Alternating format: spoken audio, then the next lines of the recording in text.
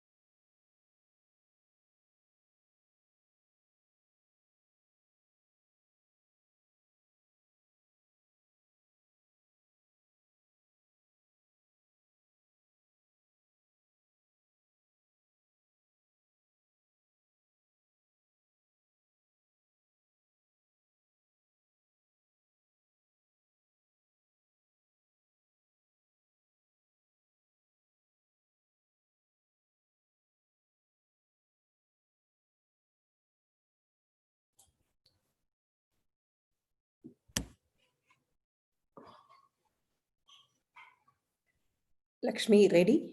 We can start. By Jayanti. Can we start? Yes, ma'am. Yes. Sir, are you ready? Sir, Yeah. we can start? Yeah. Yes. Yeah. Yes, fine. Thank you. Good evening. I take the pleasure in welcoming you all who joined us virtually for the 5th and final day of session of our webinar series, First 1000 Days of Life, organized by NSI, that is Nutrition Society of India, Bangalore chapter. It's the grace of God we have through with all these days, that is the 4 days, and pray Almighty to be with us today.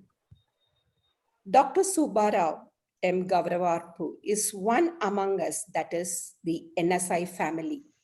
He is from ICMR, National Institute of Nutrition, Hyderabad.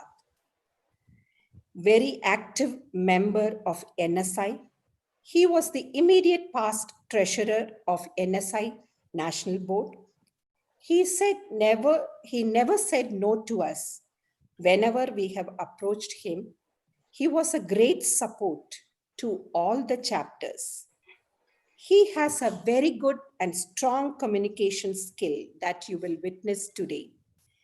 And today he is going to share his rich knowledge with us on the title Communication and Convergence for Promoting Nutrition During First 1000 Days of Life.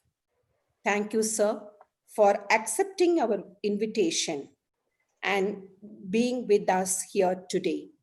In spite of the hurdle you have faced, we welcome you, sir. To moderate and introduce Dr. Subbarao M. Gavravarpu, we have Dr. Jayanti. Dr. Jayanti Kanabu is Assistant Professor from Department of Food and Nutrition, Srimati VHD Central Institute of Home Science, and Maharani's Cluster University, Bengaluru. Over to Dr. Jayanti. Thank you, Dr. Sundarvalli, ma'am. Am I audible? Yes. A warm welcome to all the participants. Before we begin, I request all of you to kindly mute your audio and disable your video. You can post your questions in the chat box shortly. There is a question answer session after the presentation. Feedback link will be shared after the question answer session. Now let me introduce the speaker. I'll share the screen.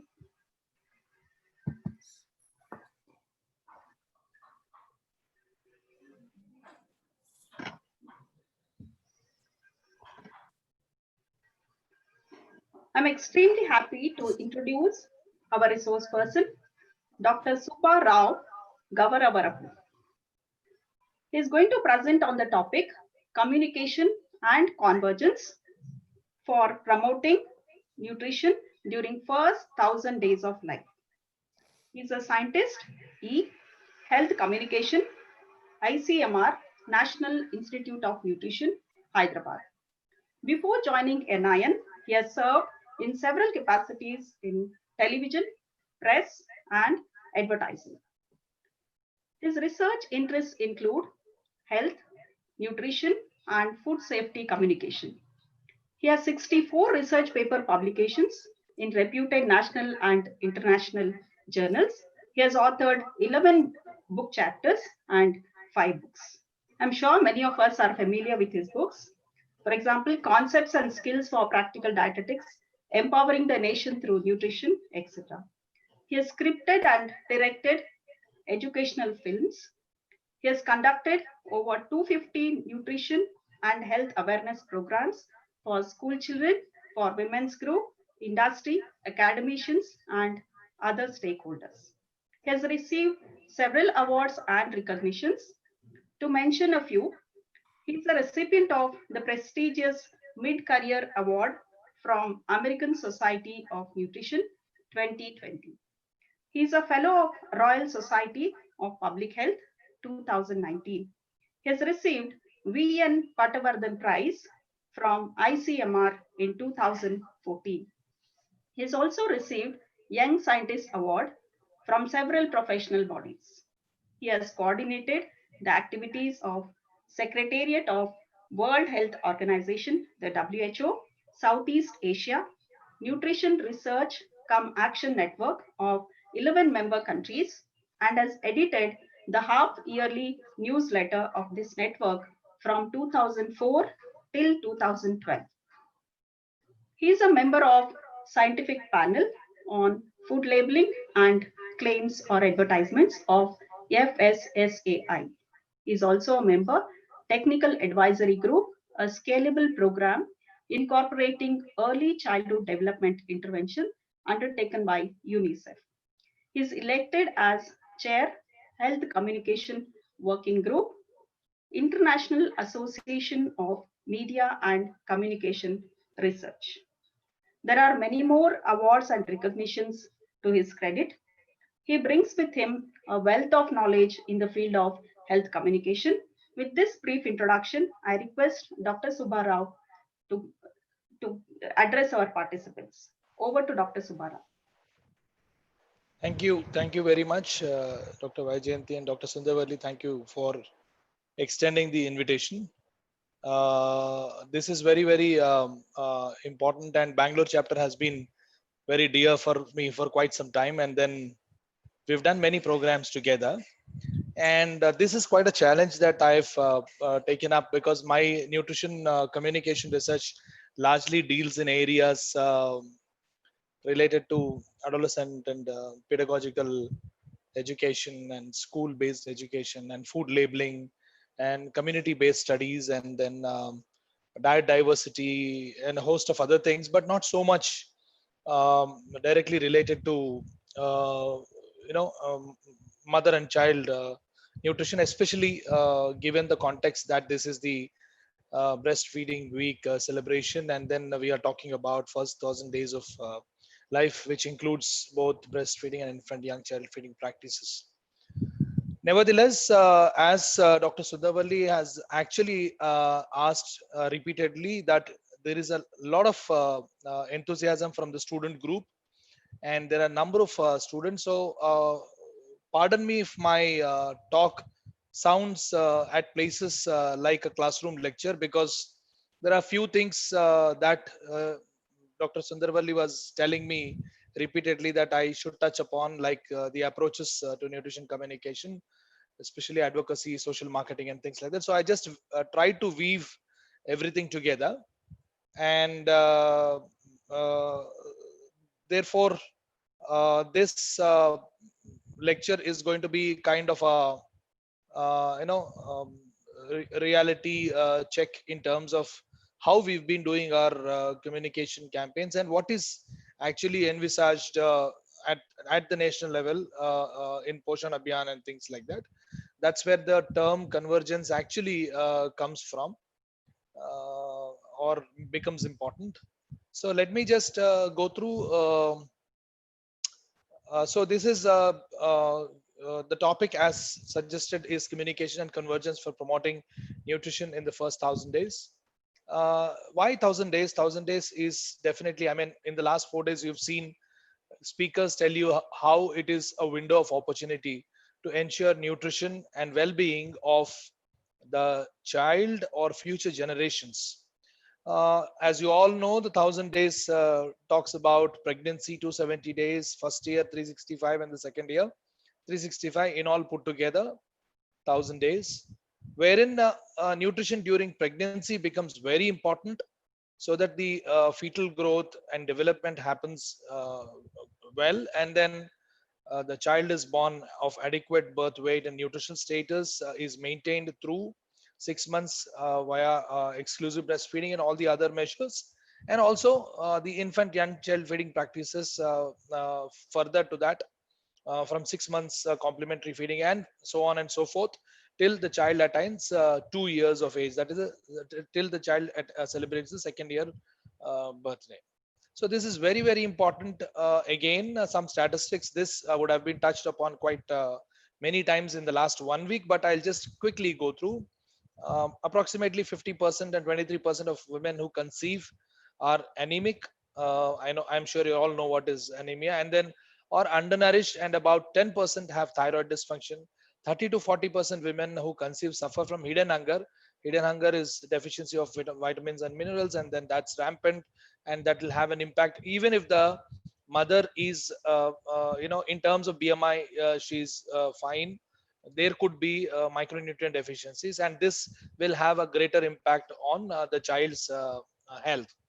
And then women who weigh less than 43 kgs are 3 times more likely to go. These are some of the studies which said, women who are undernourished in terms of, underweight, are likely to give birth to children who are a low birth weight.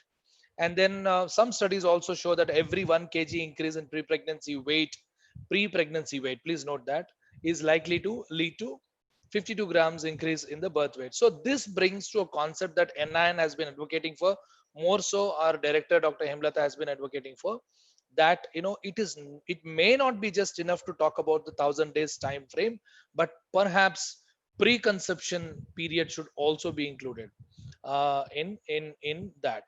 So poor nutrition reflects in poor, of course, why we talk about all this, because a well-nourished mother, well-nourished child means a well-nourished future for the country and for the family. Otherwise, the child is likely to suffer in terms of school performance right at the beginning, and further in life. Undernourished baby at one point of time in future can become an adult who is susceptible to non-communicable diseases. Yeah, it's just a snapshot from Poshan Abhiyan report. You can see various parameters you all know, but just a quick look at that. Look at the percentage of breastfed children within the first 1 hour of their birth. Still, a lot needs to be done. Okay, this is just a comparison between NFHS and also CNNS, if you can see. And then percentage with minimum diet. This is a key. Dietary diversity is a key for food-based approach. Of course, there are a number of other programs under Poshan Abhiyan, which I'll be talking about. It talks about, I mean, all the nutrition related programs are now under the umbrella of Poshan Abhiyan. And then there are programs for anemia, programs for ensuring, good nutrients throughout pregnancy and first year, and also the the tests, and then the maintaining the record of weight gain and things like that. And for that there are many other schemes, and after that, iron folic acid tablet distribution, vitamin A prophylaxis program for the child, and so on and so forth. And there are many of these. But the key for a long term sustained nutrition, maintaining nutrition status, is the diet diversity, which we've not been able to achieve. Minimum diet diversity, if you see, is very less. Just about 20% of people are able to achieve minimum diet diversity. And percentage of people with of children with minimum meal frequency is also very less. And percentage of minimum acceptable diet on parameters, which also include regular breastfeeding as well as giving complementary feeds, on the numbers it is calculated, it is abysmally low. This is the current status that we've got. Yeah, I mean, coverage of health and nutrition interventions, if you just take iron folic acid tablets, there are many of them, you know then regular weighing, then breastfeed counseling. All these things, if you see how the yellow bar actually suggests where India stands and the dot suggests where various states stand. In this, if you see, the things that are of interest for us for today's topic are counseling related to breastfeeding, health and nutrition education during pregnancy and during lactation. If you see the circles that I've created on this graph, you can just see how low they are, less than 40 or even approximately 30% in various states. Of course, there are certain states which are doing really well, but there are also India average seems to be very, very less. And when we talk about creating awareness or health education or communication, what is the fix that we have? We always talk about awareness creation, which is our regular fix. But awareness creation, yes, it is important at individual level, but to assume that everybody is unaware is another problem. And most communicators go to the field with that kind of a point of view, that people are unaware, people are rural, people are illiterate, they do not know. This kind of an approach, yes, good awareness can eventually translate into practice, but there are a number of other factors which influence and which actually influence conversion of an awareness into practice. And studies show very, very less amount of awareness actually translates into practice. But most importantly, our fixation should be to also create enabling environment which will trigger the practice, and the practice, when it is eventually maintained, becomes a behavior. So if you see the communications idea should also be to strengthen the nutrition support frameworks. That means you are not just trying to talk to the beneficiary, you need to go little broader. And then protecting from impact of shocks and vulnerability. See the kind of shocks and vulnerabilities that people are likely to face: loss of jobs. Now in the case of this pandemic, you can see what has happened. And then sudden loss of possibility of diet diversity, availability, accessibility, affordability of foods, and of course natural calamities.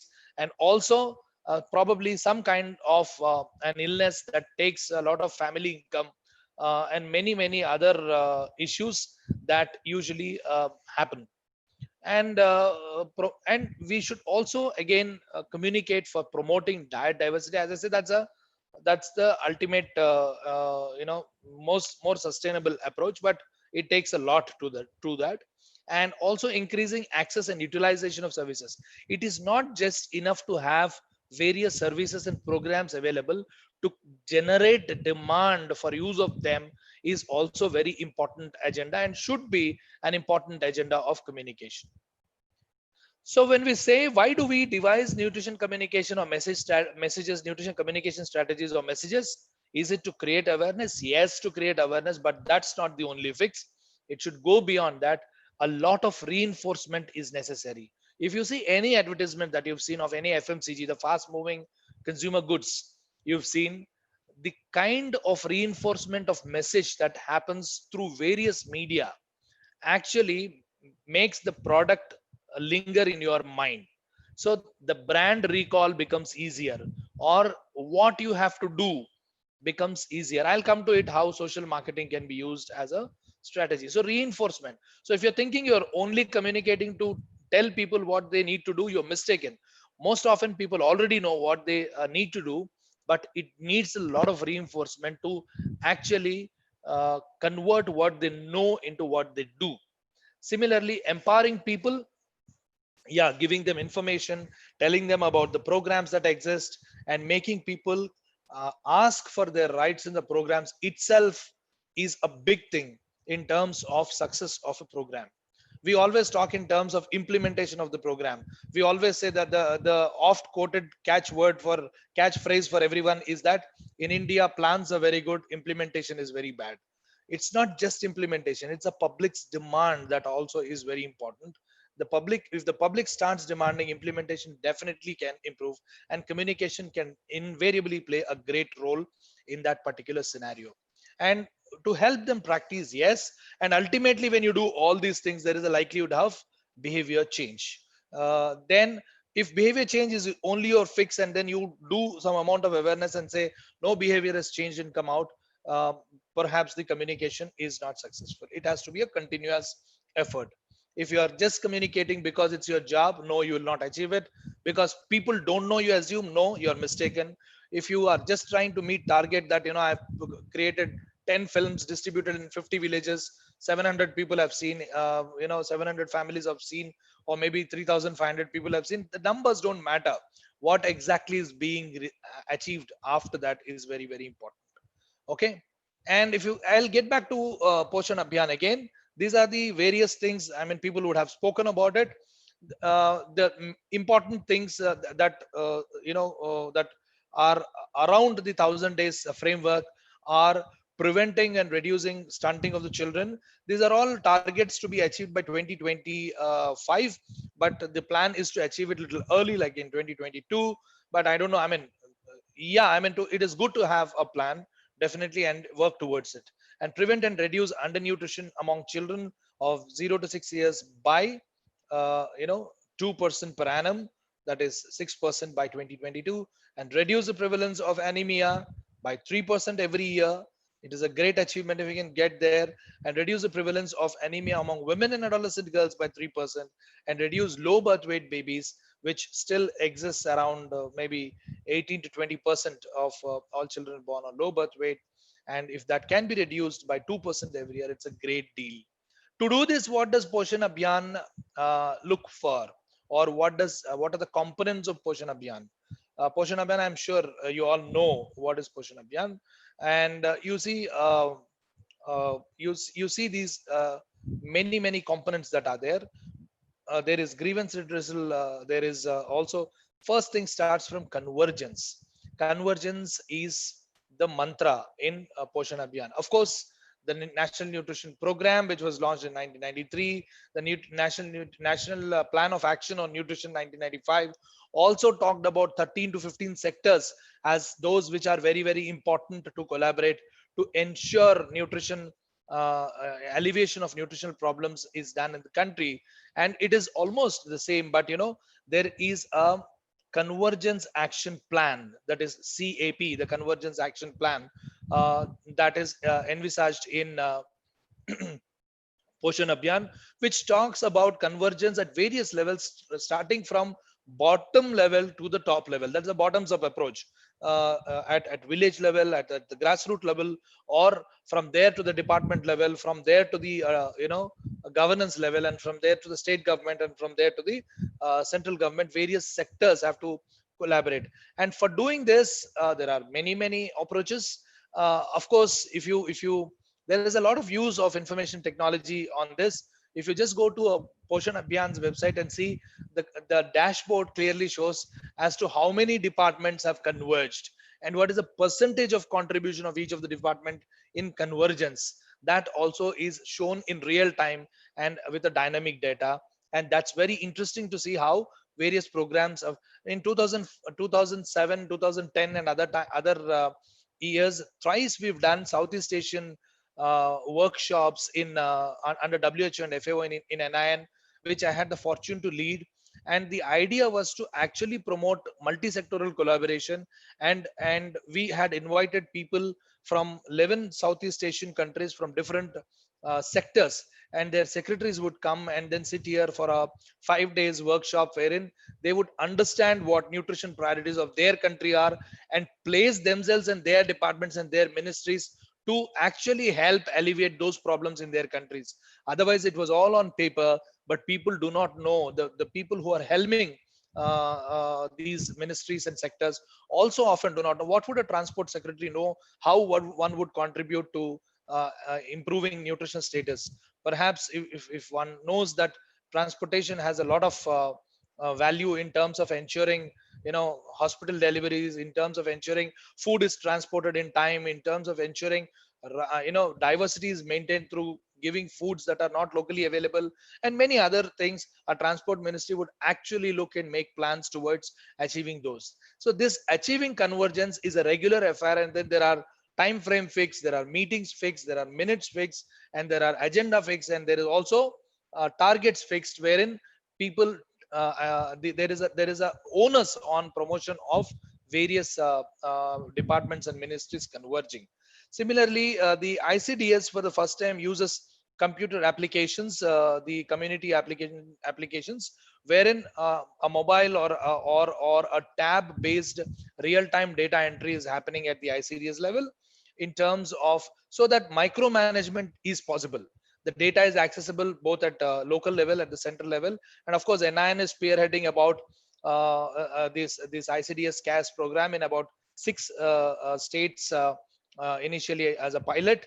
And then in these states, we have already distributed these to some of the Anganwadi workers who have been entering the data real time. And then NIN has a data center wherein we are able to access. So every child, if the child can, if a child is undernourished, immediately the referral can happen instead of relying on the age-old register kind of a system. That's also a good a good approach, or a component of Poshan Abhiyan. Hopefully, it will be scaled up very soon. Then there is behavior change communication. There is onus on this. It starts with something called Jan Andolan. Jan Andolan is nothing but participation of people. So it is trying to make it a people's movement. No time in history we've had so much onus on nutrition as an important component for national development in our plans. Of course, national nutrition, 5-year plans had emphasis on nutrition, but now through Poshan Abhiyan, there is a renewed emphasis on nutrition, and seeing nutrition, especially mother and child nutrition, with focus on first 1,000 days of life as an important component for ensuring safe and nutritious and healthy future for the country. So this is again convergence. There is a technology, there are people, and convergence of various ministries. These are interlinked for achieving all this. Again, another slide which shows at village level, block level, district level, and national level, they converge, and all these ministries and departments converge. And that's still, if you see the dashboard of Poshan Abhiyan, you can see it's largely the Ministry of Women and Child Development, and to some extent Health and Family Welfare Ministry, which drive the Poshan Abhiyan programs and other things. But you can definitely see 8 to 10% of involvement of others. Of course, Information and Broadcasting Ministry, in terms of mass media campaigns, also doing a great thing. There is onus on water and sanitation, because that's important for ensuring water, sanitation, and hygiene among people, and that goes a long way in terms of maternal as well as child health. Of course, let's come to nutrition. What are the learnings from some of our research on nutrition? This is a paper that in which we've reviewed what research in the last 2 decades in India informs us about programs that have tried to improve micronutrient status through communication interventions. There are many learnings that we've had, and we've seen that a number of things after applying inclusion criterion. We've seen that there were some studies which have about maybe 30-35% of the studies that we've reviewed have covered nutrition, education, and supplementation. Only 1 or 2 studies have covered education, supplementation, and psychosocial intervention.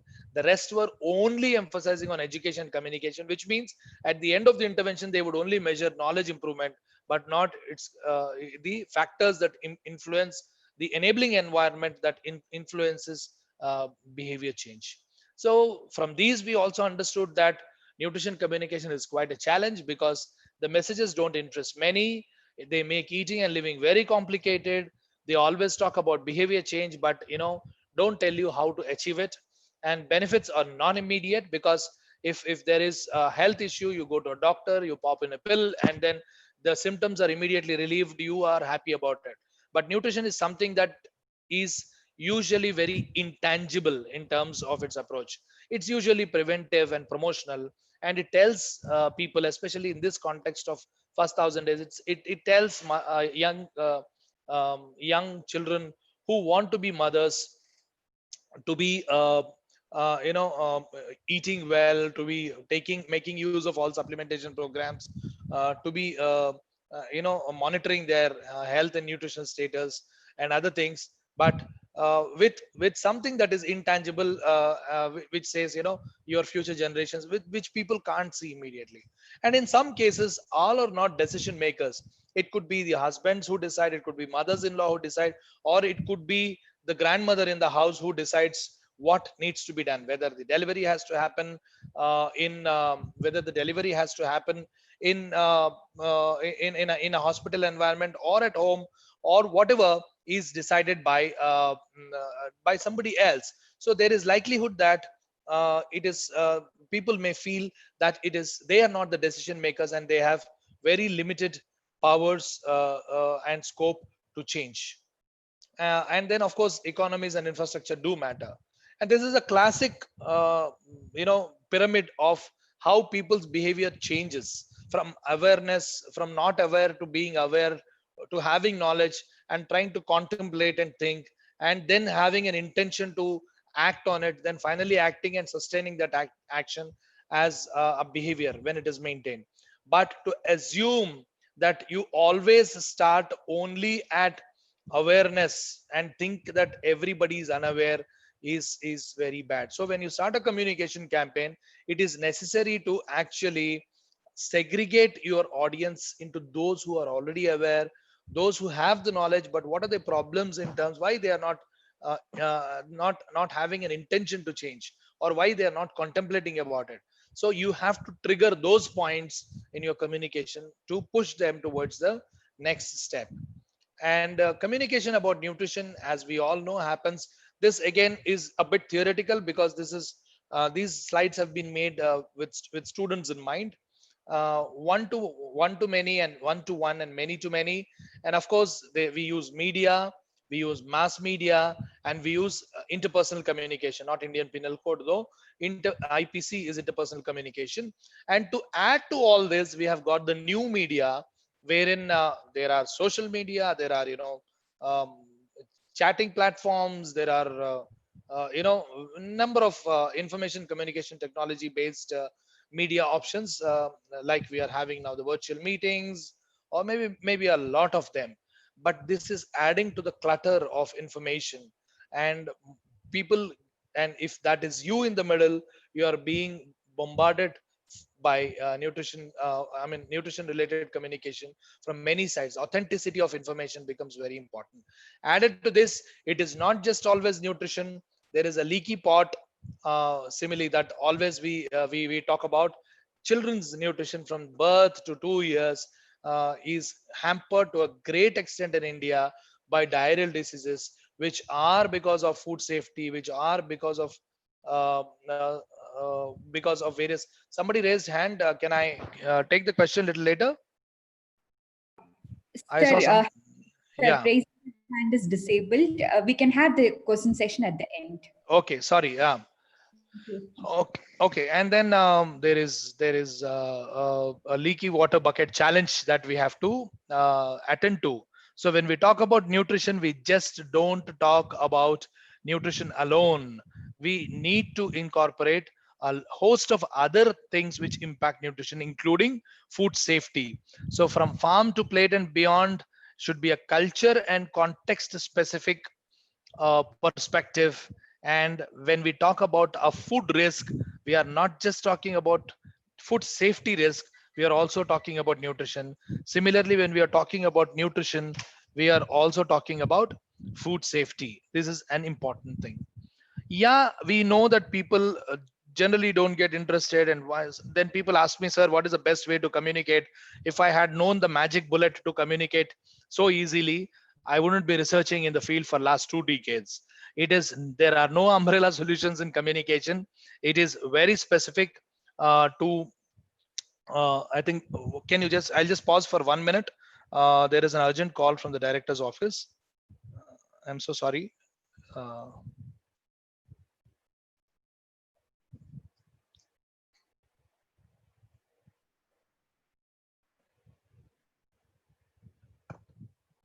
yeah.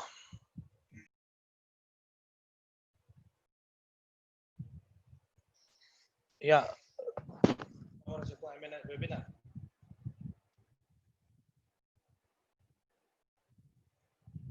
Okay. Okay. Sorry. Am I audible? Hello? Yes, sir. Yes, sir. Yes, sir. Sorry for the interruption.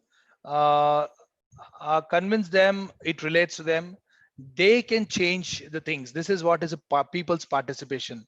So do not stress on the flaws when you communicate, and make them do things. Let people participate and own their own health. Always, initially, I mean, a lot of my research has shown that when it comes to health and nutrition communication, the onus is always on the individual. And we say that an individual's eating habits or an individual's lifestyle are compromised, and then we tend to target only that. But an individual is not working in a vacuum. An individual's eating or nutritional habits or lifestyle are all based on many other factors around. So convince them it relates to them. They can change things and do not stress on the flaws. And then health and nutrition heavily relies on interpersonal communication, as I said. But now there is a little change. But still, interpersonal communication happens to be one of the principal modules, even in Poshan Abhiyan. If you take, despite all the convergence and behavior change communication that they talk, there is a lot of onus on one-to-one communication, especially because the breastfeeding and other things and complementary feeding can be promoted, because the problems are very specific to each individual. And then there is a lot of hope on the grassroots level functionaries. IPC is effective if some more media are used.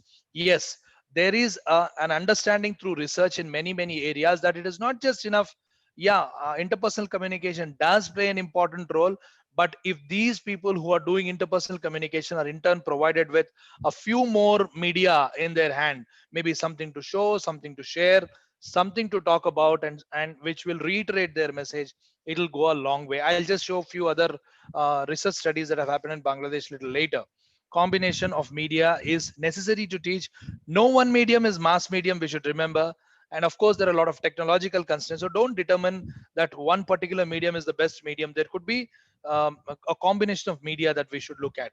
And most importantly, when you set your objectives, you need to understand who's to be tackled first, what is to be conveyed first, what do you want to achieve with communication, and change the objectives as per knowledge awareness. So as I said, people may be already knowing about it, but people want a little push or a nudge in terms of something else. So is it possible to cover that particular aspect in your communication, is what one needs to look at.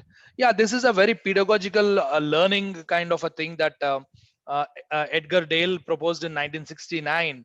He said, people, I mean, in terms of auditory, in terms, I mean, listening and seeing and doing, how in a learning environment people grasp things. We all know this. Some of us as teachers would have already read about it.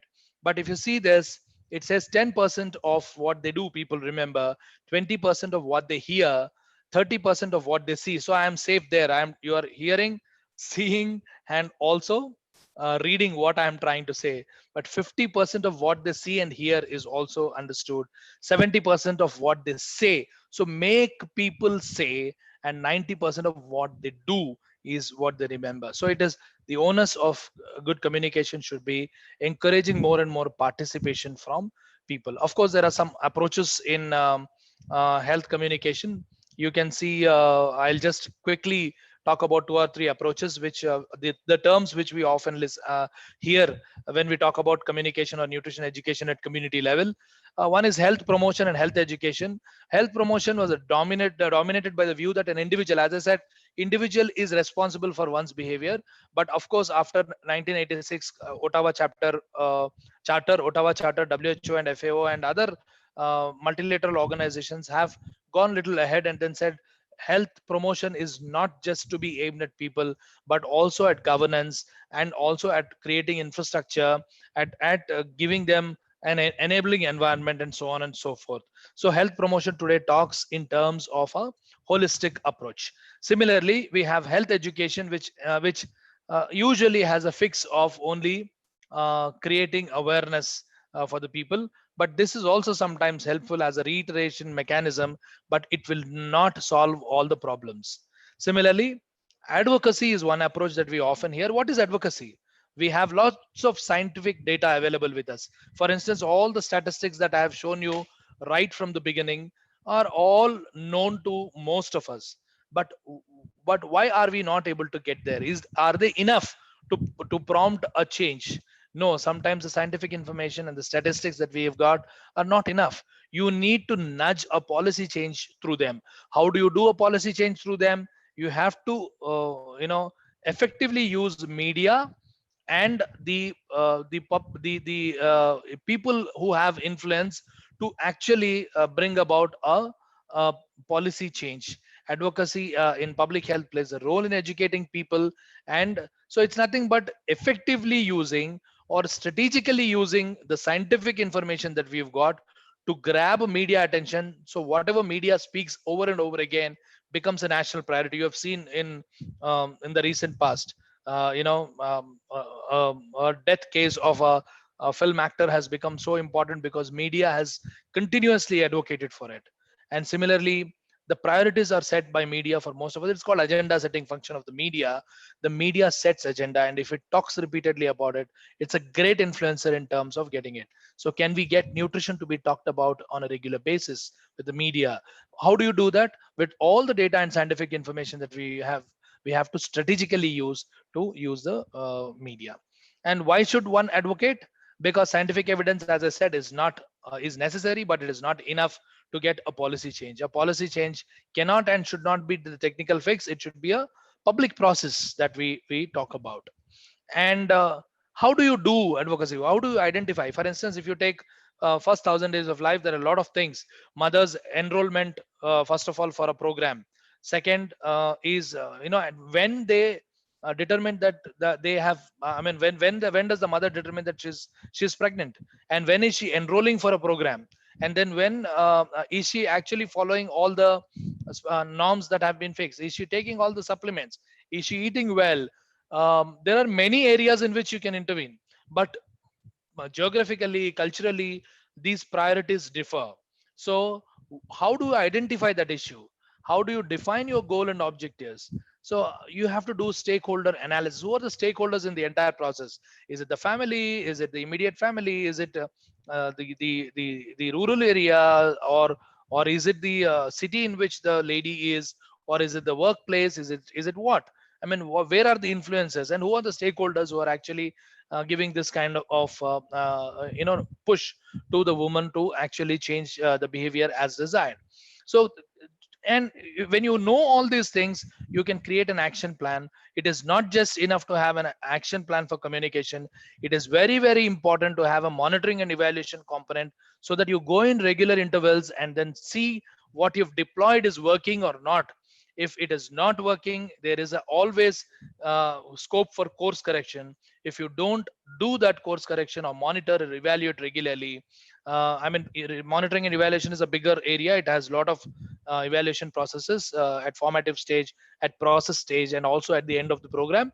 I'm not going into those details, but just to quickly give an overview to the student community, I'm saying monitoring and evaluation is extremely important to ensure that you don't end up making costly mistakes. So, I mean, I'm just giving you, this is from one of the chapters that I've written in textbook of human nutrition on communication, wherein we try to give you, there could be many issues. There could be anemia, there could be underweight, there could be, lot of other issues when you want to target a potential mother. Or if you want to talk about breastfeeding, there could be many things, that perception of not having enough breast milk, or the child crying for some other reason, or there could be anything. So if you have, say, 3 or 4 different issues on your hand, you don't know how to prioritize issue. You can use this scale wherein you say, does the issue affect many people in the area where you want to work? Does the issue have significant impact on the person's health? Is it so important that if you change a particular issue, the person's health or the desired behavior can be changed?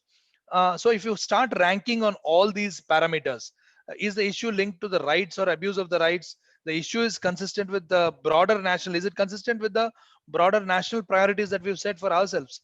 Is the issue amenable for advocacy? Is the issue can this issue mobilize a large number of interest groups and partners? Because you always remember that when you are actually intervening in a community group or maybe a school or something like that, you are not the only one who are talking about the area that you are interested in. There could be many other stakeholders you're doing it, maybe an NGO, maybe the school management. If you're talking to in this case 1,000 days of life to a pregnant woman, there could be immediate family who's talking about it. There could be the doctors who are counseling. There could be the local health functionaries who are counseling, or there could be media. So there are many other stakeholders who are doing the same job that you are doing. See where you're overlapping, see where you can get their support, or where you can work in tandem with the others. But of course there are always a lot of naysayers in any group who say what you're doing is not right, you may not achieve anything. At least your advocacy strategy should be in a way to neutralize them, and this scale helps you identify the potential issue among the many issues which might all seem important at a given point of time to prioritize. And then we come to another strategy called social marketing. You would have, the student community would have heard about social marketing regularly. It is nothing but systematic application of marketing concepts and techniques to achieve how, as I mean initially in the talk, I've talked about how fast moving consumer products prioritize their issues. So Philip Kotler and Zaltman in 1970s. Philip Kotler is a management marketing guru. These people have said, why not use the concepts that we usually use to communicate or advertise or promote or market our FMCG products or any consumer products for promoting health as well. So this is an interesting concept where there are 4 P's for communication. One is the product. What does the consumer get? See, any product that you see is advertised or marketed for you, you'll see what is the product, how it is different from the others. There's something called unique selling proposition of that product. That might be anything, but if you just take it is a bad example when talking about nutrition, but if you just take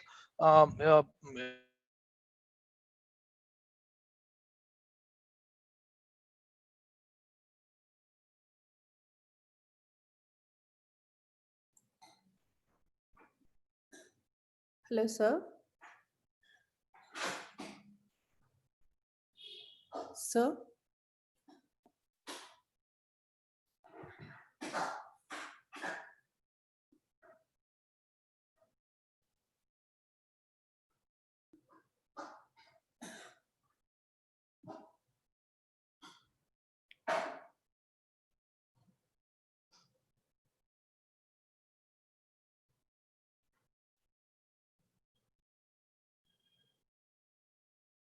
Sir?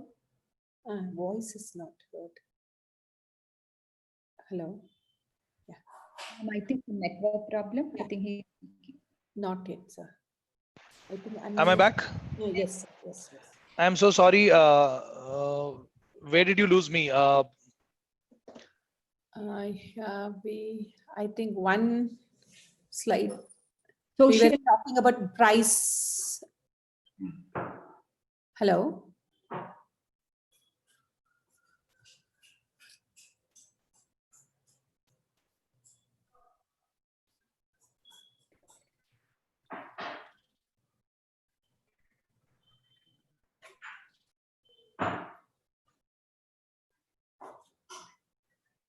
Yes. Unmute, sir. Unmute. Now it's visible. Yes, sir. Yes, yes. I am sorry for the bad net connection. Was I here? You share the slide, sir. One second.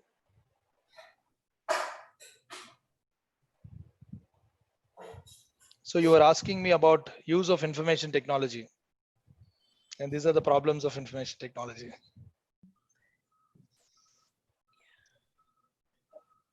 Now? Yes, sir. You have to come to 4 P's. Yeah, the 4 P's. Thank you so much. Yeah, okay. Sorry, I lost connection in between. Yeah, I think I've talked about the 4 P's, how these 4 P's can be used. I covered product already, if I'm not wrong. Then I will move on to the next one called price. how much or what is the price that one has to pay. Say when you are applying this to 1,000 days of life or promoting breastfeeding, say health for your child, if you want to give, what is the price that you need to pay? Of course nothing, you need to pay anything, you don't need to pay anything, but ensure that what is freely given by the nature is given to the child. So in terms of money or emotion or the work that I have to do, it is nothing, it is this. And place, where does it happen? Good nutrition can happen in your own place, you need not go anywhere. And similarly promotion, what package of incentives that I get? Your incentive is that you will have a child who's cognitively really good, whose school performance will be really good, who is going to add to the income of your family in future. Similarly also give you uh, the nutrition status and health of your future generations is ensured. So if you can actually custom make your messages based on these 4 P's, that's called social marketing. Of course there are other things that you need to take care of. These are other P's, like proposition, the partnerships, how much money you got, the purse strings, what are the politics, recognizing and working with people, political constraints, and the policy, and how do you help link various policies and the people themselves and the customers. Of course there are many other approaches which I'm not going into. There's something called communication for behavior impact. There are participatory approaches. There is entertainment education, wherein education is packed in entertainment, knowingly, vividly for the consumer to see as an entertainment package, or some entertainment program is already going on. There is some inherent educational message in it. These have been the approaches that have been used elsewhere, everywhere, even by us. But all these are helpful. If you see the studies, they are usually in smaller groups, where there is a lot of control possible, and captive audience are possible and things like that. But ultimate aim should be to have a sustainable program that has self reliance, and other things. Of course national level media campaigns are also being done. It's part of Poshan Abhiyan, also many state governments are doing. If you see the kind of uh, addressing issues that happens, you can see that visibly in many of the television advertisements on breastfeeding, if you've seen recently. I'll just come to that, because if the earlier breastfeeding related advertisements were always targeted at the mother or the potential mother, but the recent ones, you see, there is this mother-in-law who walks into a hospital, and everyone says, did the bahu do, or did the daughter-in-law do what I asked her to do? And then everyone is looking with a question mark face as to what exactly she is told, and is there anything that the daughter-in-law failed to do. She walks to the labor room, or maybe the hospital room, where the child, where the mother is with the newborn baby, and then looks at her son and says, did your wife do what I asked her to do? And then everybody is startled, and they say, did you feed the child in the first 1 hour? So why a mother-in-law is shown as a principal character in this? Because people have earlier realized that targeting information to the person who needs to do this job is not just enough. There is an opinion leader in the mother-in-law, or in the grandmother, or in the mother. So those are the people who need to be targeted, and those are the people who need to be shown as people responsible for this behavior. So and those are the people who also carry forward certain customs and superstitions, which are sometimes interfering with breastfeeding within the first 1 hour, like prelactal feeds and other things. That's the reason why it has been targeted to them, because they are the opinion leaders at the family level. So I will again come back to the first 1,000 days, or maybe as NIN propagates, before a child is even uh, planned, like 3 to 12 months before the child is even planned. That is not just 1,000 days, but before 1,000+ days. So if you want to target look at the various things that need to be targeted. The nutrition, there is optimal health, there is also sanitation, water, and hygiene. All these need to be taken care if a couple is already planning for kids. Especially for the woman, they need to be taken care. So make sure that your wife, or she, or the lady, whoever needs to be wants to be pregnant, is older than 20 years. So 18 is said, but above 20 is good for the child and mother maternal health as well. and test and treat anemia, which is the biggest problem. Who has to do this? It is not just the mother. The entire family has to cooperate to do this. And underweight and enrollment in Anganwadi workers, if you see, happens only around 8 to 12 weeks. So they have lost out on the critical phase of the first trimester of the woman, of first trimester of pregnancy. So so these things are very, very important. If underweight, contact Anganwadi worker and improve your weight, then only plan for your pregnancy. Because if you remember in the first slide, I've shown how underweight of the mother impacts the birth outcome of the child. And get following tests done during when you are planning for pregnancy. So there should not be blood pressure low or high, and then if one is diabetic, that needs to be taken into consideration. Thyroid dysfunction needs to be fixed, and of course, if there is any issue, consult a doctor. And then ensure deworming. Then who's to be targeted in this? It's the husband who needs to do it. Make everyone in the family an important stakeholder in the child's health. That is an important message that I'm trying to put forth. And similarly, the wash includes water, sanitation, and hygiene. Wash hands with water and soap. Usage of soap, how important it is. Of course, now with the advent of pandemic, there is a lot of focus on it, which people were not able to change in the last 20 years. People have changed in about last 20 weeks, because there is a scare and perception of risk. I'll come to it a little later. And then wash raw fruit and vegetables thoroughly and clean running water. These need to be things that have to happen in the family. So when the woman ultimately plans for pregnancy, plan the next pregnancy. So if one pregnancy is already there, I mean one child is already delivered, there should be adequate spacing between one and the first and the second child. Similarly, test and treat anemia in time. And test and treat anemia in time. If you focus, earlier we used to focus all these messages only at pregnant women. An ASHA worker or Anganwadi worker used to counsel, an ANM used to counsel. But ensuring home visits, ensuring their anemia is taken care, ensuring food-based approach is applied, ensuring iron folic acid supplementation is done.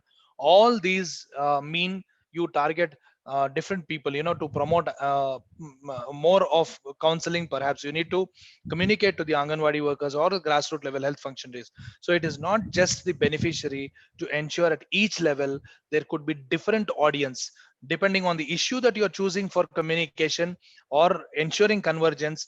Your target audience, the primary, secondary, or tertiary, will change. It is a mistake to always think the primary audience is only the one whose behavior you want to change. This is what thing that I wanted to repeatedly tell. Similarly, if you see birth, it is birth to 1 month, what is important? Immediate initiation of breastfeeding within one hour. And if the child is born less than 2.5 kgs, what needs to be done? And then don't neglect the timing and the number of postnatal contacts. So it is not just enough to have child. How many times the child has to be taken to for various programs. And then first 6 weeks of the childbirth are very, very important, and ensure all measures. So who has to do that? You just tell the mother, it is not enough. Everyone in the family, it is interpersonal, intrapersonal, at a community level. So at 3 levels one has to intervene to ensure that these things happen. And similarly for birth to 24 months, and at what time you initiate complementary feeds, how many complementary feeds you give, and how many times the breastfeeding has to be continued. What happens if there is a diarrheal episode? Do you continue the breastfeeding or not? Do you continue complementary feed or not? What is right complementary feed? How do you ensure diversity in the complementary feed? All these are issues for communication. Just telling people that you need to diversify your diets may not be enough sometimes. So each one is a message for communication, and each one needs to be targeted, sometimes to multiple audience, sometimes to only one audience. That needs to be determined depending on the place. Yes, the two Bangladesh studies which caught my attention, Alive and Thrive initiative, wherein the recent study that has come out said, I mean, most people say, can we change? One thing that everyone needs to understand, especially the fresh graduates who want to get into diet counseling or nutrition communication, because it's one area that nutritionists don't usually come into. But there is a lot of scope for nutrition communication because you have the wherewithal on the subject. But a good communicator may not know the science as much as you want. If there is a blend of a good communicator in you along with a lot of nutrition knowledge, perhaps you are the right one to be there. But does nutrition communication solve all the problems? It is a necessary condition but not a sufficient condition in changing the nutritional profile of the country.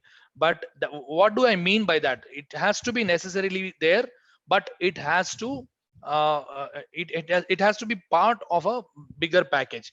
Look at these two studies.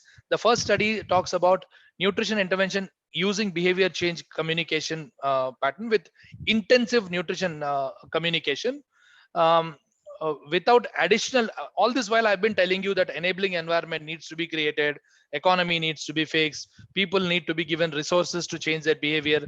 But these people have tried to see, without giving any change, without actually impacting the environment, only do an intensive communication campaign via multimedia campaign, and also television based campaign, mass media campaign, and also at individual level counseling. So various strategies of communication were planned out.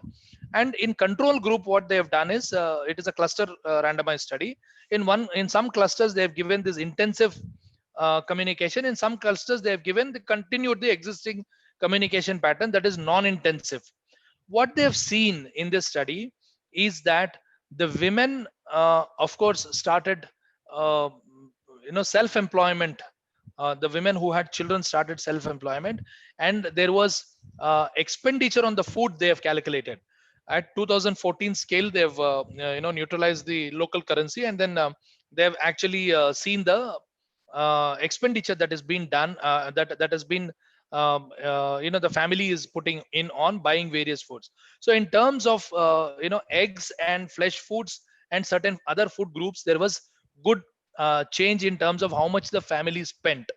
But there could be many issues in this. You do not know, why they chose only these foods. Perhaps the supply of these foods could have been better. Of course, they tried to fix all these confounders, but what they found is it did not impact much on other food groups.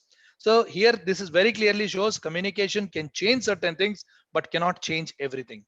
The same group, in an earlier study in 2016, if you see, they have done the combined intensive counseling by frontline workers with nationwide mass media campaign, that is at local level and at the community level they tried campaigns, and then differential impacts on complementary feeding practices, but not on child growth. They have seen that complementary feeding practices have changed for good, but it didn't impact so much on the birth outcomes and child growth. Not birth outcomes, the child growth outcomes. Why this has happened? Once, what they argue is the kind of potential of growth of the children throughout Bangladesh during the study period, I believe, was higher because of the concentration of the national level program. So everybody generally grow as per everybody generally met the growth trajectory better.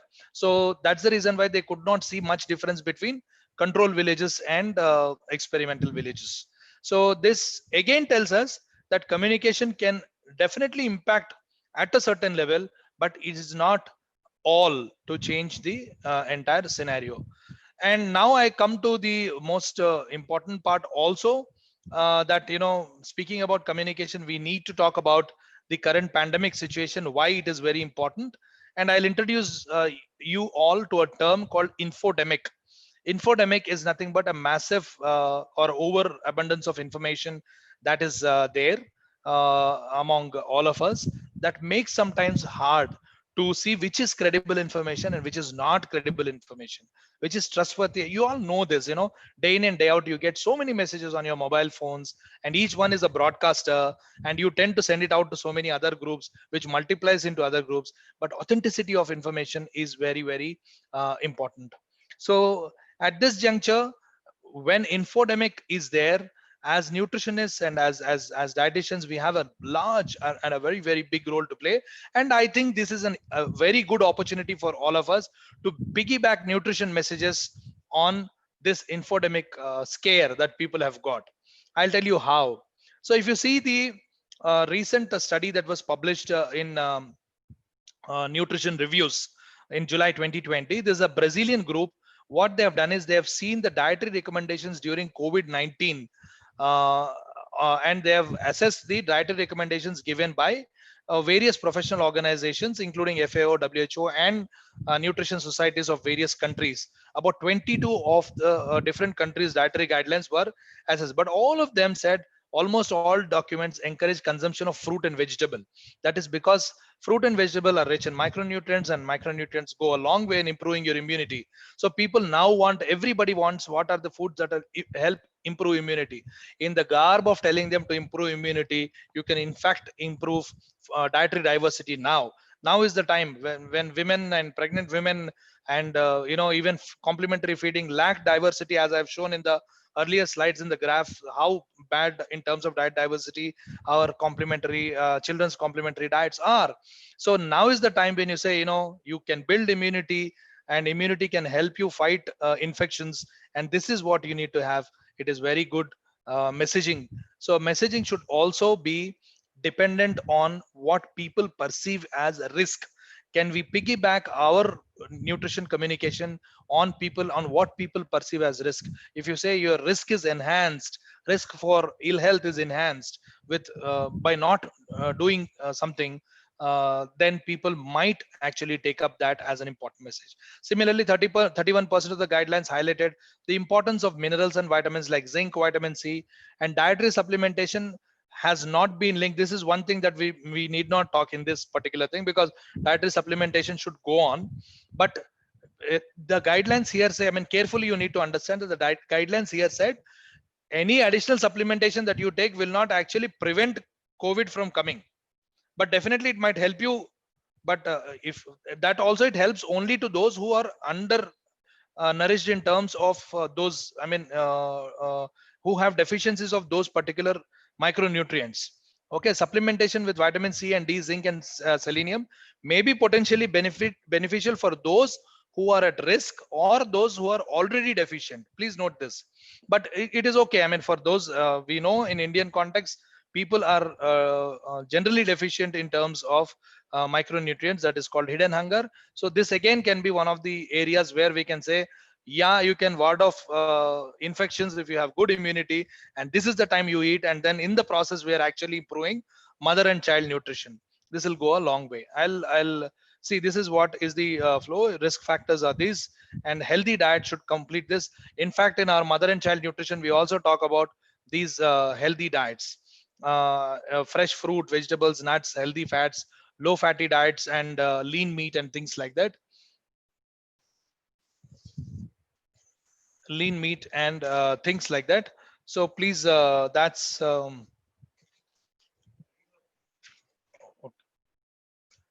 okay. Sorry. And this is nutrition and immunity that we talk about. What do we say in nutrition immunity? This is NIN's Dr. Hemlata's guidelines. I mean, we put it on our website. So micronutrient rich foods and phytonutrients, because there are micronutrients, phytonutrients, and other things in fruit and vegetables.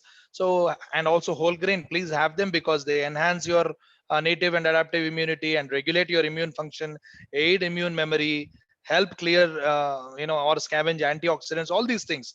But otherwise also we've been telling all these things. There is no much change. But now is the time people are more likely to listen, because there is enhanced perception of risk. Similarly, other guidelines. So yes, this another thing that many people have repeatedly asked me, saying, what are the guidelines for breastfeeding during COVID? If mother tests positive for COVID, what should she do? Or if the child tests positive, what should be done? Should the breastfeeding be stopped? No, this is a decision tree. You can again see how multi-sectoral convergence has happened in bringing out this particular decision tree. You can see Ministry of Health and Family Welfare, WCD, Rural Health Mission, everybody together, and FSSA, everybody together has come up with this. Is the mother suspected or confirmed case of COVID-19? If it is yes, is the mother well enough to breastfeed? If yes, help the mother to do it. So are you counseling only the mother to do it? You should also counsel the entire family to do it. Okay, and support mothers to breastfeed newborns and infants, less than 6 months and also above 6 months, along with complementary feeding. Is mother well enough to breastfeed? If the mother is not well enough to breastfeed, what is to be done? Is mother able to express the milk? If she is able to express the milk, you tell them how to safely express the milk and then give it to the child, or look for donor human milk, or a wet nurse who can help out. So these are the decision guidelines, how they have been done. And a lot of people do ask, what happens if there is COVID? As nutritionists, you should be extremely aware of, while following all the other norms of safety, it is always advisable to continue breastfeeding or giving breast milk in some way to the child if the mother is infected. If the child is infected, it is a golden rule that in any infection, don't stop complementary or breastfeeding to the child, and then that has to continue, again taking all the necessary norms. I'll come to risk communication, which is very important. Hazard is a possible bad effect that can happen to your health. Risk is the extent of possibility of that hazard actually impacting your health. So people perceive risk in many ways. For instance, anybody who drives a bike thinks that he is the best driver, doesn't want to wear a helmet, but one has to realize that there is a risk if the other fellow is not driving well. Similarly, even in health communication, people, if they feel that they are at risk, people, if they feel that their next generation is at risk, people are likely to adapt practices. But there could be scenarios where people perceive that they are at risk, but they do not know what to do, or they do not have the wherewithal to do. That is self-efficacy. They do not perceive themselves to be capable of following the advice or following the right practice. So there are many scenarios that could happen. These are from some of our studies, that high risk perception will be there, but there could be people who have self-efficacy. They do not know what they want to do, or they think that they cannot practice what we are trying to tell them. In that scenario, the communication should aim at increasing the self-efficacy, because they already perceive that they are at risk. Similarly, there is a scenario where there is low risk perception. They think nothing will happen to me. All this that they are talking about, child and mother nutrition, is only for the others who are not well nourished. I am well nourished, it doesn't bother to me. You have to first enhance risk perception, that everybody, even the lady who's for the time being has good nutrition, is susceptible to or vulnerable to bad nutritional status through the course of pregnancy. So one has to be continuously be monitoring one's nutritional status. And similarly, low self-efficacy should be again targeted, that you can do things. The best scenario is this, that people have high risk perception and high self-efficacy, and our communication should aim at increasing the risk perception and increasing the perception of self-efficacy. If you are able to achieve this, your communication becomes very simple. Okay. And yeah, in the COVID situation, what kind of information are people looking for, and what are they expecting to get from you? It's evidence of effective intervention. So whatever messages you as nutritionists and dietitians also have an important role, not just to keep away from forwarding unauthenticated or misinformation. At the same time, you also have a role to contradict if somebody is peddling this kind of information, either on social media or in your chat platforms. Please take it as a responsibility, because now is the time that you can talk about good nutrition, and people are willing to take good nutrition as a message, because they want to keep away from COVID-19. And it is a time for us to promote good nutrition, which we couldn't do for quite long time. For instance, hand washing and hand hygiene, we've been telling people for ages, but only a few people have very slow progress has been there. But came corona, and people have started maintaining extreme care about their hand hygiene. So the perception, it's a clear example of how enhancement in perception of risk and enhancement of self-efficacy has changed the behavior very easily. You as nutrition communicators, potential nutrition communicators, have lot of role to play. So always look for trusted sources. Are they coming from WHO? Are they coming from published publications in reputed journals? Don't go in for predatory journals.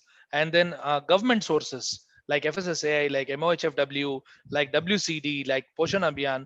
Is the source credible? Is NIN?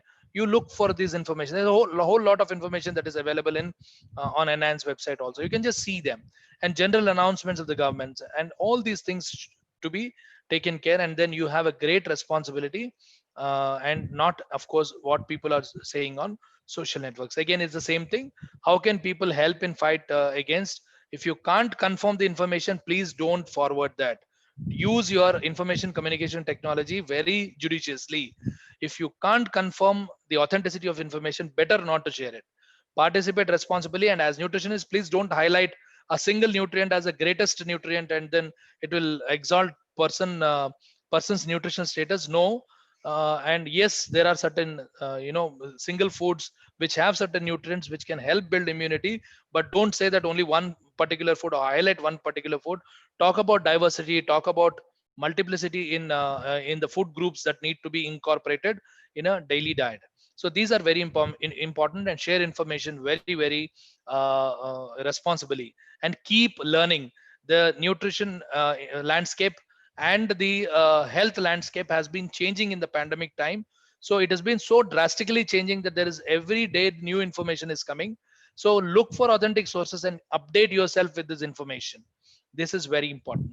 So now I'll come to a quick questions to ask you, or just trigger some thought process in your minds. After I said all this, who do you think is the best audience to promote first 1,000 days of life? Is it young people or old people? I think it's both.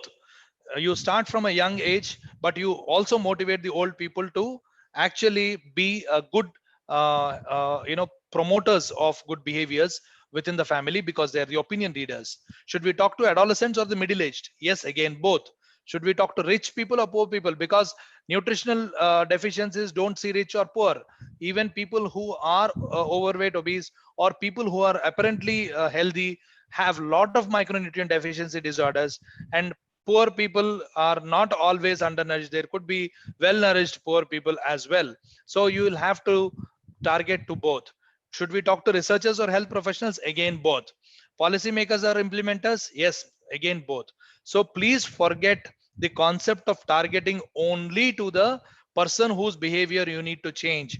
You need to look at the complete spectrum of how and what triggers a particular behavior change. For that, you need to first identify your message.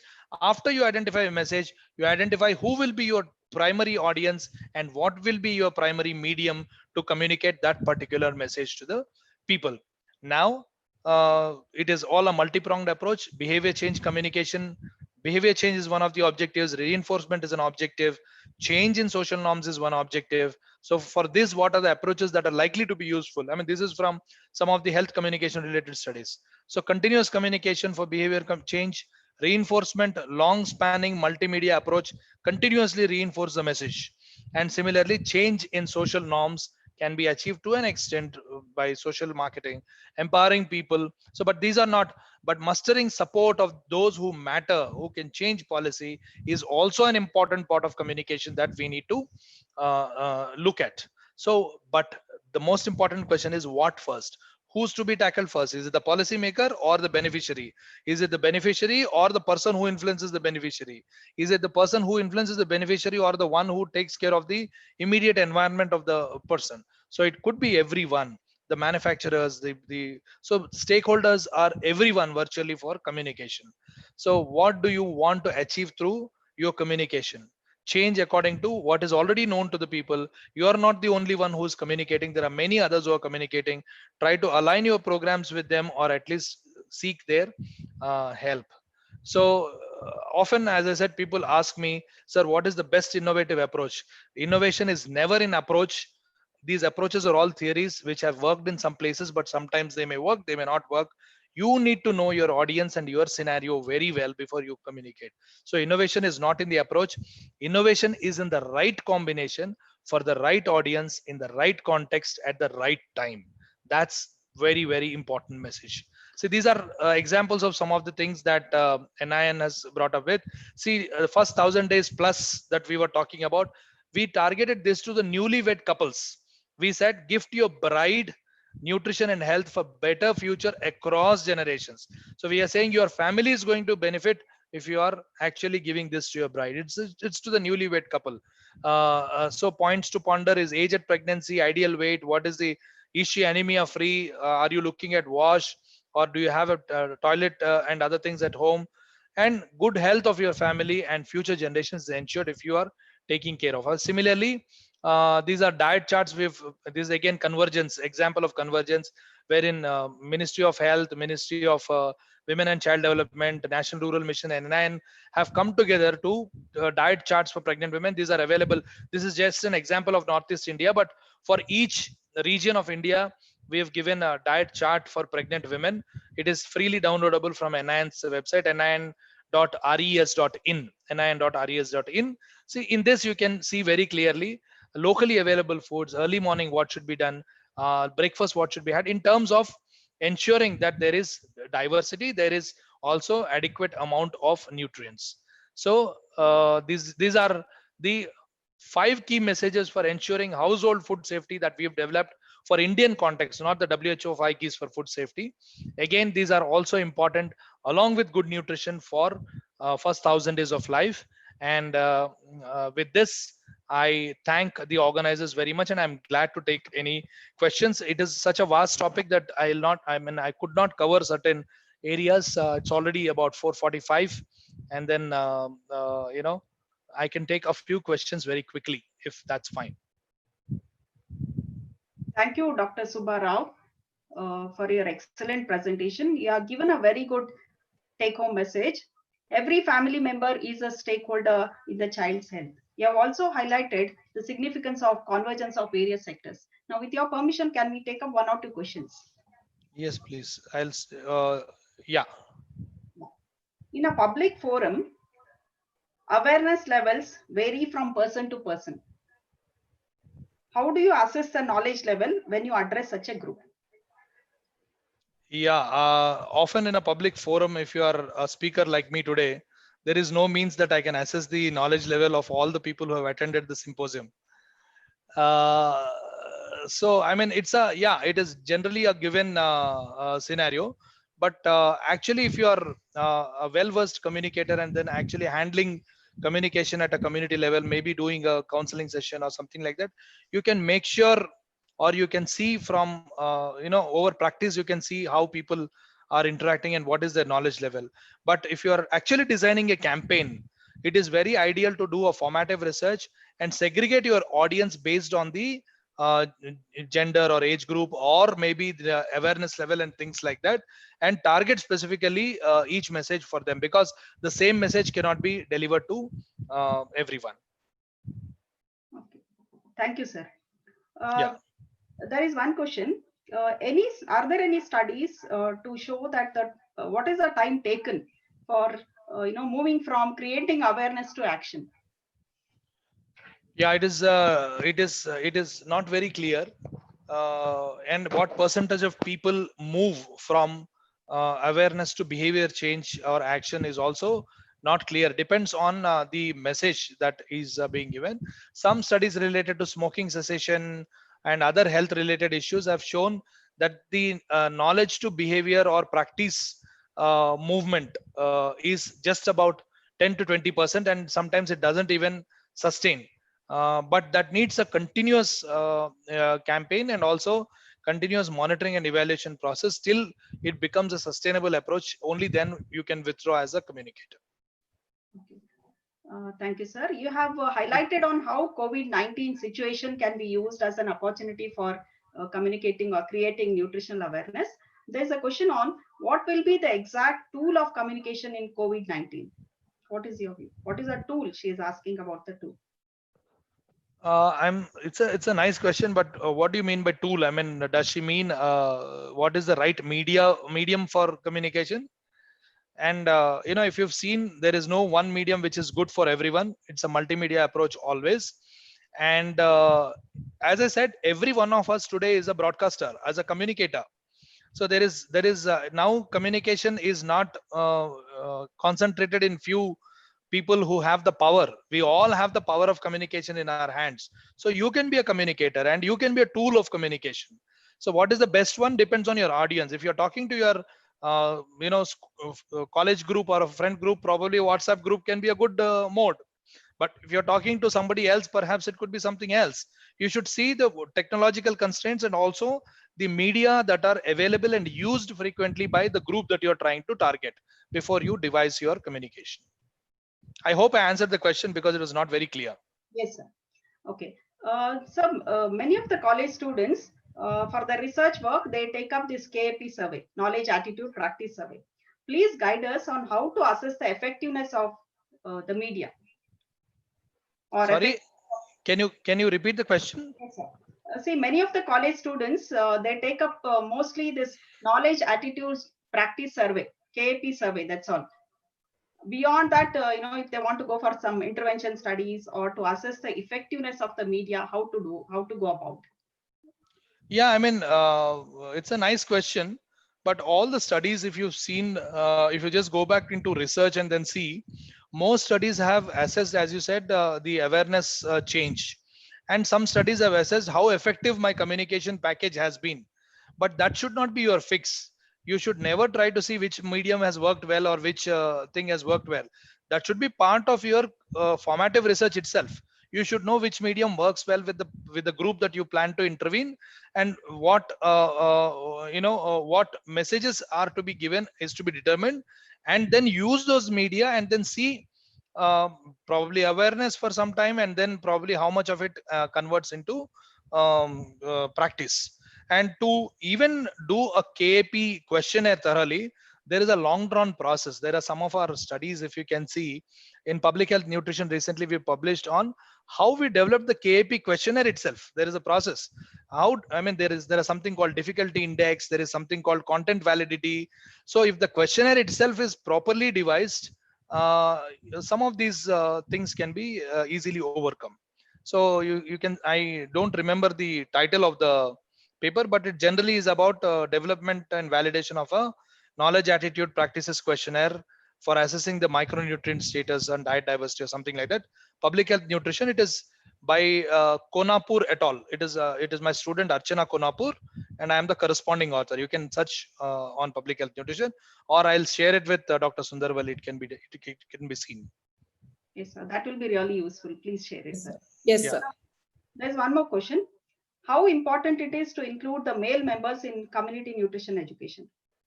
That's what I'm saying. It is a very important scenario, and now of course it is happening that even in media campaigns and other things that you are seeing, definitely you are seeing the focus towards men, and it is, nutrition is not only for women. Even if it is for women, the men have to be convinced that it is for them and their families and future of their families. Thank you, sir. Now, in nuclear families, they have hardly anyone to rely on authentic information, particularly for childcare. Now, what can be done about this? Yeah, that's a constraint. Actually, it's a changing scenario and a part of the nutrition transition that we've got in the country. Uh, uh, some of our studies, incidentally, when we've done food safety related studies at household level, we've seen that in the houses where there are grandparents available, the children's food safety habits were good. That is because of the custom or tradition that has been passed on to them, not the science of it. Yes, nuclear families is a reality. We need to handle it, but if the parents are very clear as to what is good nutrition, then it is fine. But the problem is that we look for quick solutions always. The quick solutions don't actually fix the problem. So if you want to give micronutrients to your child, you don't go in for something that claims to have 23 or 27 vital micronutrients, put it in a glass of milk and then give it to them. It is not enough.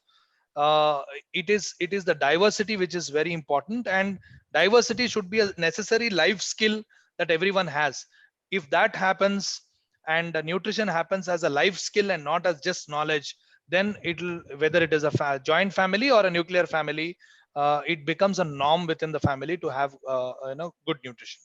And sorry, I've shared this by mistake privately to somebody. The paper I will share to everyone in the chat box the paper that I was referring to. Yes. Yeah. Thank you. I shared the paper's title. You can search for it. Yes, please. Next. Thank you, sir.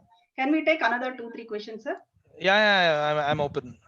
But but one thing that you need to bear in mind is this subject is such that every communication is targeted to the group that you are selecting. There are no clear-cut answers and umbrella solutions for everything.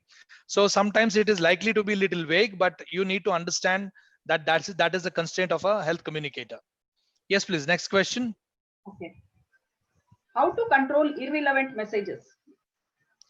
Yeah. On which platform? Various social So media, particularly social media. social media, as I told you, the controlling them is you don't forward unauthentic messages. You don't forward if you are not sure of the source and credibility of the information. First thing should start from you. And as a good nutritionist, you also make it a point, and I do that many a time, although it is little cumbersome, that somebody has shared some information, you know very well that it is not the right information. Please contradict that information and then also tell what is right information after that, so that any information, so it doesn't get forwarded and gets multiplied in terms of its reach. So that's the important thing. Irrelevant messages can be curtailed and it should start from you. Thank you, sir. Um, can NIN advocate about the nutritious foods in the media? Yeah, NIN is trying to do its best, but reaching out to media is a big media means which media? No medium is mass medium, I said in my talk. Which channel you want us to go, in which paper you want us to go, in which radio station you want us to go, which state you want us to go. So we can only give you what is, of course, all the national campaigns that are happening are largely based on NIN's research, whether it is exclusive breastfeeding campaign, whether it is diversity campaign, whether it is hand washing campaign. They're all, NIN has a role to play in it, but NIN itself is limited in terms of its resources to spend and do large media campaigns. But we've been very active. Our website itself is very good, and there is Poshan Abhiyan based e-learning modules available on our website. Every one of you can actually do these 14 modules, and each of the modules you can get a certificate. As you do, it is just about a 30-minute video that you see, answer some 10-20 questions and get a certificate. We are trying to reach out on our in our best way possible in terms of but we are not a department on our own, or we are not a ministry on our own to spend so much for public campaigns. And provided somebody gets us that kind of money, I'm willing to do it, because I had the communication division. I'll be very happy. Okay. Thank you, Thank you sir. so much. There is one last question. Yeah, please go on. Is a digital health initiative, the digital health initiative of WHO, successful in this pandemic? Sorry, I'm not too aware of the digital health initiative of WHO that you're talking about. So I can't comment straight away on that particular thing. Okay. What about the various mobile apps and all being used for weight management and things like that? Yeah, again, you see my paper in our paper in recent journal Health Informatics. I'll share the link again. Please see this. It is a 2020 June paper. And in that paper, what we've done is it's again a study by one of our students, which I've supervised. What we've done is we've checked the top 20. I shared the paper title. Calorie counting smartphone apps and effectiveness and nutrition awareness. We've checked the top 20 downloaded apps from Google Play Store, and then we've given a model for them, like a woman of particular weight wanting to have so many calories, what is the recommendation? Not wanting to have so many calories, a woman of particular height and weight, and what is the calorie recommendation? And we were aghast to see the kind of calorie recommendations that have been given by each of these apps, either totally differed from what is suggested by dietary guidelines for Indians, or they did not match at all. Some of them have overprescribed, some of them have prescribed very less. At the same time, we asked people to actually use the top 3 apps and then see. I mean, I'll tell you why the difference in prescription has happened and why calculation is also different, because of the database that each of these apps use. Some of them use international database, some of them use international guidelines, some of them use American, some of them is Australian. So they are not suitable in Indian context. So it is better to look for an app that uses Indian database in basically, and authentic Indian database, either to calculate the calories or nutrients of the food that you've consumed, or to prescribe what weight status you need to maintain and how to achieve that. Okay. In the second phase, we've actually given it to about 60 overweight and obese adults. Ask them to use 3 top apps of their choice, any of the app. But most of the people, after 15 days, they have stopped using the app because it is very cumbersome to feed in your activity, feed in what you've consumed. It doesn't sustain interest for a long time. And then later we did a study on the what do you say, the watch tracker, the trackers, also wearable trackers, tracking devices. That also is an interesting study. It's in the process to publish, but it also has but it has shown some amount of work among those who are really interested. But it should be combined with good nutrition education campaign, which again we gave on a WhatsApp group continuously. Every week we used to give 1 or 2 messages to them. That, coupled with a tracking device on their wrist, has actually achieved some amount of good result. So these are some of the interesting ones, and you can see that. Thank you for all this interesting information, sir. You have many appreciations in the chat box. Many of the participants have told that this is a very informative session. Thank you so much, sir, for your patience in answering all the questions.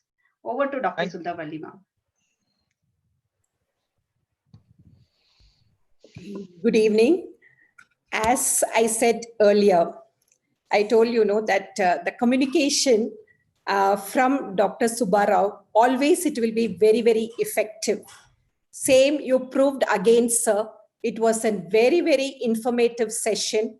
And you have, as you said, you for the right audience, for the right context, you have given, sir. So I thank you very much. It is from the NSI Bangalore chapter for having you here with all the hurdles. Only I know what you are going through it, but no, it is nice of you to accept and come and deliver this talk, sir. Thank you very much. Can you spare 5 minutes with us, sir? Is it possible? Yeah, sure. And Yes, and the hurdles. Shall I tell the hurdles that we face? It is a personal thing, very personal thing. But we've just come out of COVID positive home isolation. Almost all family members at one go. It was a little testing time for us, but it was nice that we didn't have any major symptoms.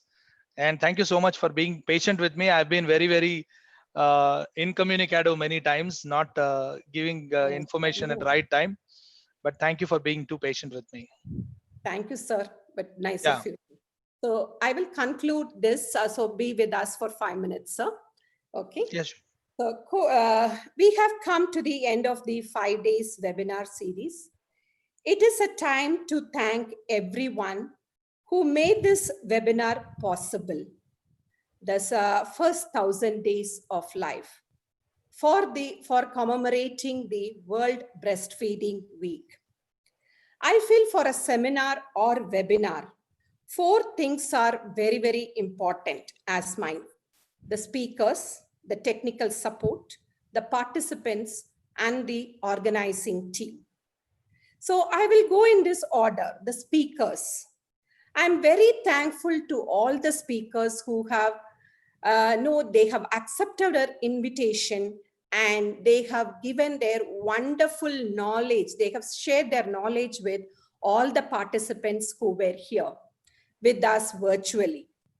First, Dr. Pratibha from St. John's, Dr. Rebecca from St. John's, Dr. Shekhar Subbaya from Kangaroo Kids, Dr. Anuradha Kadalkar from Pune, Jahangir Hospital, Dr. Mallika Arjuna from the MS Ramya, then Dr. Subbarao from our NIN, ICMR Hyderabad. I'm very thankful to all the speakers. Wonderful titles they have chosen, and they have delivered their lectures so that it makes a great impact on the audience or the participants who have participated in this. Next, the technical support. As I said earlier, the 4 days, we didn't have any glitches in the technical issues. And today also, by God's grace, we are very, very thankful to God. And next, I must thank the treasurer of the NSI, Ms. Lakshmi Jitendran, who has taken the full load on her to do the technical support. With her husband, I can say, the person who was behind this to help her, because it's all new to us. This, I think this COVID-19 or whatever it is, the pandemic has forced us to learn many things. This is one of the things we have learned through that. So he has helped her and we were able to do this. So thank you, Lakshmi, for you, your husband and your family. Okay. Then the participants, the wonderful participants who were with us for most of the days, and they could follow all the ethics of this webinar. Okay, so I'm thankful to them and thank you one and all. And the organizing team of NSI Bangalore's chapter. Without all the support of them, we could have not made this possible. Now I call upon the co-convener, Miss Mary Reggie from Mount Carmel College, Ms. Lakshmi Jitendran from Mount Carmel College, the treasurer, and we have Dr. Sumati Swaminathan from St. John's, Dr. Jyoti from NIPSIT, we have Dr. Swarupa from Cloud9. Can I request all of you to come on the video? Please enable your video. So Dr. Jyoti, Dr. Swarupa, Dr. Banu Deshpande from GKVK US Bangalore, and Dr. Vaijayanti Kanabur from VHD Home Science Institution. These are the organizing team we have, and with all their support, we could make this possible. Thank you so much for all your support, the organizing team. And once again, I thank all the speakers. So moving to this, we have our program, the whole program is in the YouTube channel of all the 5 days. It is in the NSI Bangalore chapter YouTube. So you can witness whoever has failed to attend the program or the sessions, you can view. And e-certificate will be provided to people who have attended at least 3 days of the webinar series. So, and these certificates will be posted to you in 2 weeks of time through the email ID you have provided in the feedback form. Thank you, one and all. Any organized team, anything if I missed, you would like to add? Have I covered everything? Yes, ma'am. Yes. Thank you, sir. Please Thank you. give our regards to Madam Hemlata, who is the president of NSI now. With all your guidance from the headquarters, we are making it possible, these kind of programs. Thank you, sir. Please. Great. I wish you win the best chapter award this year.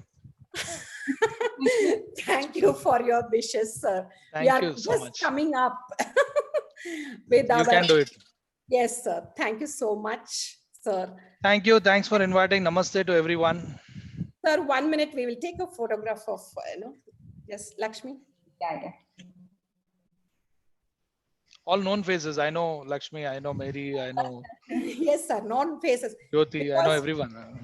We've been with you for the last 5 years. Okay. Still remember, sir, your session on IFCT table. Oh, really? IFCT, is it? Not IFCT. Which one, ma'am? Food packaging. Packaging. Labels. Yeah, labeling. Labels. Yes. Yeah. And Yeah. also NSI National Conference in here in Bangalore, sir. Yeah, that was on junk foods. Yeah. Yes. Yeah. And Okay. yes. Right. Thank you so much. Okay. Thank you, sir. Thank you. Bye. Bye. Stay safe, Bye. everyone. Thank you, sir. Thank you. Lakshmi, you have posted the Yeah, feedback. ma'am, I will post it. Now the feedback form will be there for all of you to do the needful. It will be there for 10-15 minutes. Thank you, organizing team. Thank you. I think we should thank you now. Yeah, thank you. Yeah, I think everyone, because this is the first time I'm joining with you all. Yeah. Yes, isn't it? So it was Participants. nice working all with all of you. Everyone has done a great job.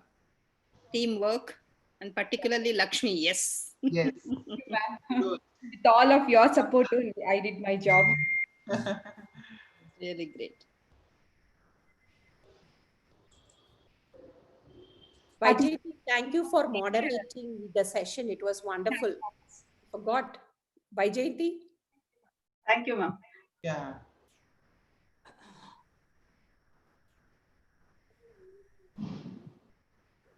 Thank you, participants.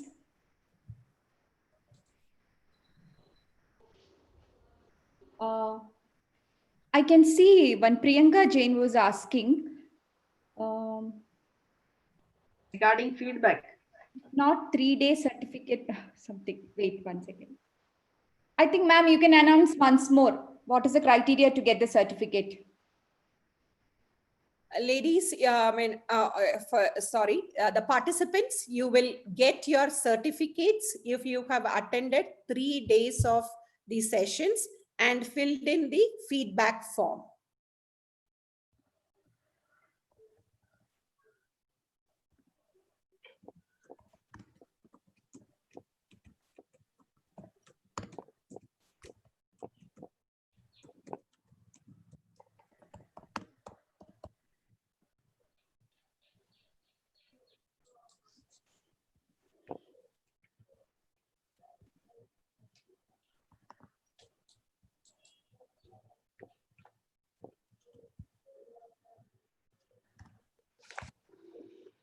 So everybody have a good weekend.